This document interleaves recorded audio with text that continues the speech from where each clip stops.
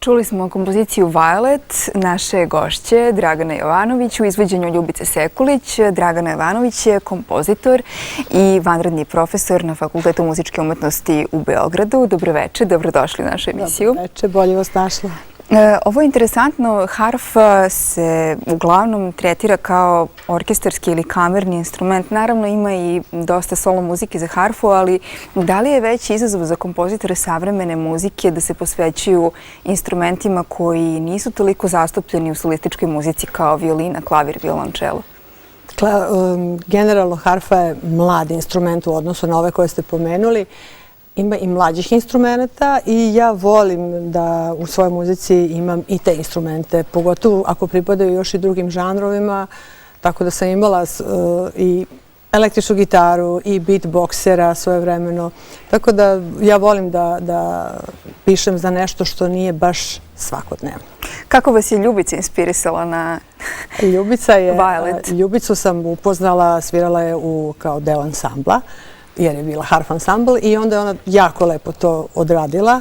Zaista, čak je u stvari i intervenisala na nekim delovima koje sam i malo klavirski napisala i vrlo se lepo snašla.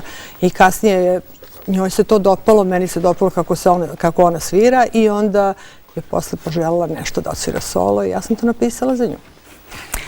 Od prošle godine ste u upravnom odboru Sokoja. Soko je organizacija koja se bavi zaštitom autorskih prava pre svega, muzičkih autora svih žanrova i kod nas i naših u inostranstvu. I svih zemalja. Svih zemalja, da. I inostranih kod nas.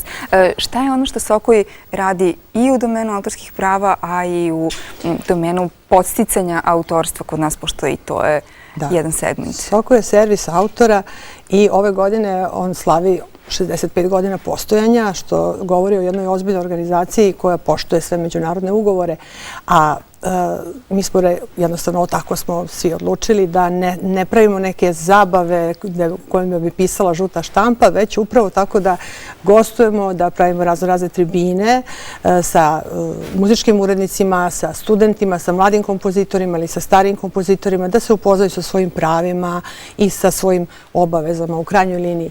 A ono što je naročito bitno, mislim, za Soko je da Soko ima fond za kulturna davanja u ovoj današnjoj situaciji, zaista tužno, gde ministarstva više ne odvajaju para za kulturu. Soko stimuliše domaće stvaralaštvo svih žanrova. I umetničku, i pop, i narodnu, i džez muziku. Hvala vam. Sigurna sam da će mladi i oni malo stariji kompozitori imati sada, možda neki nisu ni čuli ili znali. Ako nisu čuli, slobodno javite se. Mogu da se jave na sajt, imamo sada i Facebook stranu, znači zaista trudimo se da Sokoj sada postane vrlo otvoren i da komunicira sa svim autorima. Odlično.